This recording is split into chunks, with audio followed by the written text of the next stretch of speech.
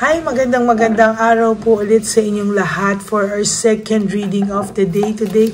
Tingnan naman po natin kung ano po ang makikita natin sa second reading of the day. But I want to know kung kamusta po ang pakiramdam niya ngayon. So, I will choose this card ng Lover Oracle para makita po natin kung ano po yung nararamdaman niya po sa ngayon. No? Balasahin lang po muna natin. Parang mas gusto kong gamitin itong lover. Ang lakas ng hila niya sa akin ngayon. No? So, ano ang pakiramdam ng person nyo right at this very moment? Malalaman po natin yan. No? This time, I will not use any cards. Ito lang po ang gagawin natin to analyze his thoughts and feelings sa ngayon po at current situation. Ano? Yan, pasensya na po kayo at nandito po ang aking ibang mga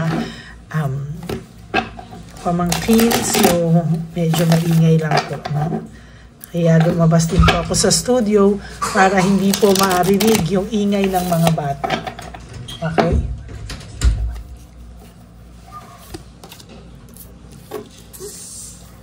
So, nung nalaman po niya na alam mo na po ang katotohanan, somehow ay natakot po siya.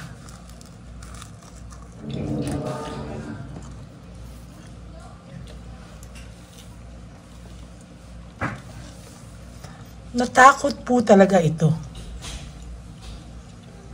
Somehow, may fear din po siya sa'yo.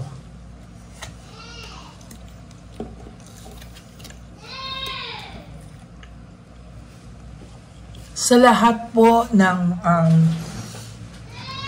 nangyari, tinago niya po kasi kung sino siya talaga sa'yo. I mean, kung ano yung totoong nangyayari, ano po yung totoong katotohanan ay pilit niya pong inilayo sa'yo.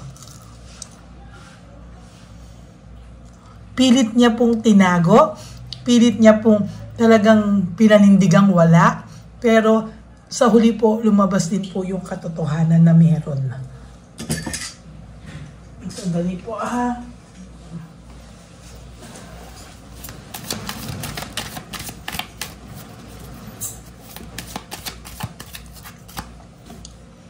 Manahulog. Kumakain na po ako ng strepsils. Pagpasensyahan niyo po. At masakit ang aking lalamunan. I wish things could be different. Sabi niya po, sana daw po ay iba na lang po, no? Iba na lang po yung nangyari, no? Hindi po ganoon yung nangyari. And somehow po naisip niya po na sana ay hindi niya nagawa yung mga bagay-bagay. For some reason, pinagsisihan naman po niya. Pero, parang huli na po nang nagsisi siya. Nasaktan ka na kasi. Ngayon po, ayun, pinapahil ka muna po niya. No, pinapahil ka muna po nito. And somehow, gusto niya po na maglaylo. Gusto niya maglaylo ka, gusto niya maglaylo yung mga sakit na nangyari. Gusto niya po mag-heal kayong pareho. And from there, doon kayo mag-isip kung gusto niyo pa yung isa't isa.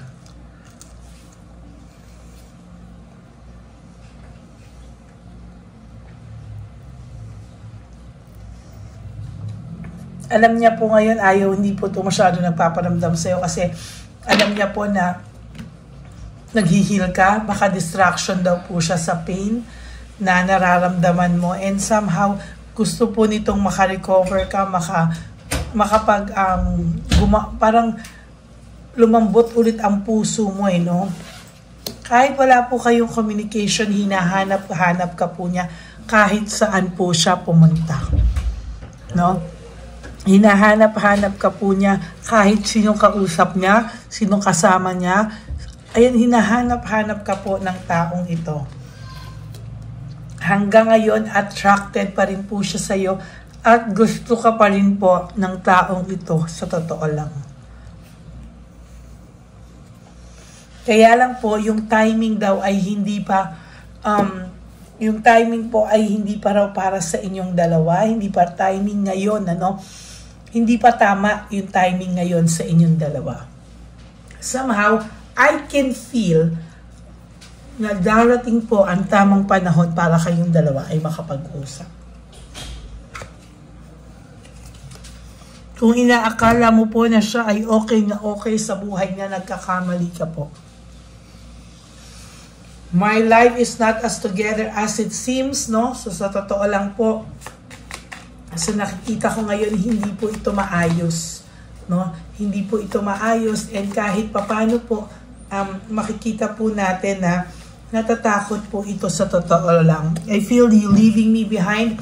Natatakot po ito na tuluyan ka ng lumayo sa kanya, tuluyan ka ng mawala sa kanya, kasi umaasa pa po siya na one day we will be together again. Umaasa po ang taong ito so far na sa susunod na mga panahon, pag nag-heal na ang lahat, naghilom na ang mga sugat, ay magiging kayo pa rin po at magkakaintindihan kayo. I wish I could take back my words. No, yung mga masasakit po na salitang nabitawan po nito ay sabi niya po ay sana daw ay ma-take back niya, pero hindi po eh. Once na nasabi mo na ang isang bagay, talagang ganyan po ang mangyayari. Hindi niya po makalimutan yung araw na kayong dalawa ay naghiwalay. No? Lagi niya pong nasa isip yan. Binuburo niya lang po yung sarili niya sa mga gawain na pwede niyang i-divert, no? Sa totoo lang, talaga pong ginagawa niya lang po talaga is i-divert sa trabaho, or kung wala siyang trabaho, i-divert sa mga ibang pinagkakalibangan niya, no? Siguro po kaya hindi niya rin po mahiwalayan si Chabilitang Palaka or si Shokoy ay dahil sa gusto niya pong i-divert lang yung attention muna para matulungan siyang mag-heal. Pero mali po eh, no? Hindi po maitatama ng isang mali ang isa pang mali. I knew exactly what I was doing. Alam niya daw po na nagkakasala na siya sa'yo. Alam niya daw po na nagiging unfair na siya sa'yo. Pero ayan po, hindi niya pa rin kasi pinigilan yung sarili niya po. Sa totoo lang na napigilan yung sarili niya sa mga ginagawa niya. I wish I had treated you better. So, nagsisisi po ito, no? May pag-aano po siya na sana daw po ay trinato kanyang ng tama yung deserve mo, the way you deserve to be loved, the way you deserve na bilang isang karelasyon. Pero wala po eh, no? Maling-mali po. Kung paano yung kanya po trinato, maling-mali po. Yan, no? Sabi niya, I wish I could share my good news with you. Ikaw pa rin po ang gusto nitong kausap palagi.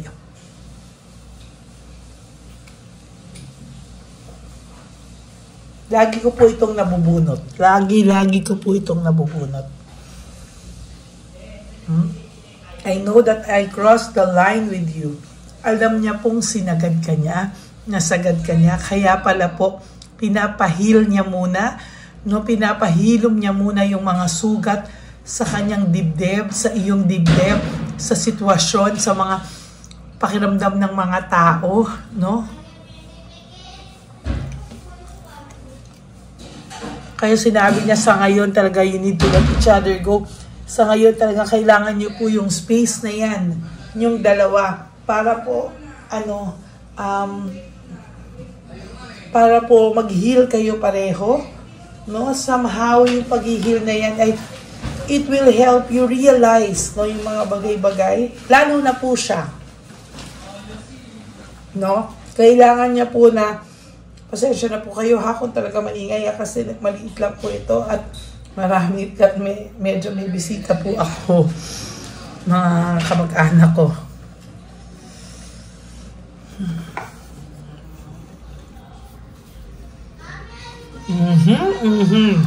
Ayan, no? Nararamdaman niya po kayo, even though kayo ay magkahiwalay. I feel you even though we are apart. Alam niyo po, mayroon pong mga ganyan na hindi mo po inaakala, no? Naakala mo ay, kala mo hindi ka na naalala, natiis ka na, hindi ka na hindi ka naaalala, and somehow po ay, ayan, ang pakiramdam niya po is somehow, masakit po sa dibdib niya, sa totoo lang, no? Masakit po sa dibdib nito na yung mga naiisip niya na hindi ka niya nakakasama, iba yung kasama niya, pero ikaw ay nasa isip niya. Inaasar ka na nga lang po nito minsan, no? Inaasar ka po na pinaparamdam niya po na okay lang, sige, masaya ako. Pero sa totoo lang po, ikaw po yung nararamdaman niya even though you are apart. Sometimes, pangit man isipin, pero kahit po ito ay nakikipag sa kanyang current partner, ikaw po ang nasa isip nito. Oh my God, lagi ko siyang nabubunot, no? Ayan, yung I love you, talagang mahal ka pa rin po ng taong to. So, sa title natin, ilalagay natin ano ang pakiramdam niya ngayon. Ngayon ko po sasagutin, no? Ang nararamdaman niya po sa mga moment na to ay still may pagmamahal po siya sa iyo, ngunit may angas pa din. Because of too much pride, pagkapahiya sa mukha, wala na rin pong mukhang maiharap to sa iyo. So, ayan ang ganda po ng last card mo, mahal ka pa rin po ng taong ito. Kahit napakarami niya pong sinasabi, kahit napakarami pa po niyang etchebureche, dahilan na kung ano pa man, mahal ka pa rin po. At the end of the day ng taong ito, mahal ka pa rin po niya. Okay? So that's it for your second reading of the day today. Kahit po sa inyo na hayop at demonyo ang tingin nyo po sa inyong mga persons, gusto ko pong sabihin sa inyo na tao din siya. May damdamin, nagkamali, naging defensive and all. Pero at the back of that, and at sa loob-loob po niyan, inside that devil person sa tingin nyo, has also a heart, no?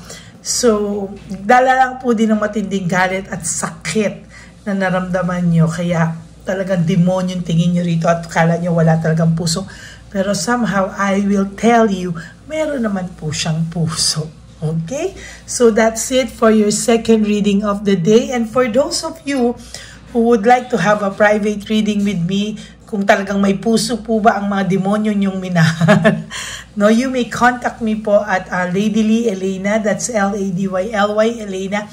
Nasa dulo po yan ang ating video.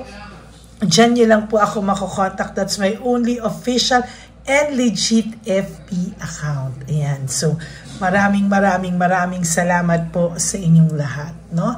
And for those of you who would like to give me a super thanks for this video, I would really be grateful po and thank you po from the bottom of my heart.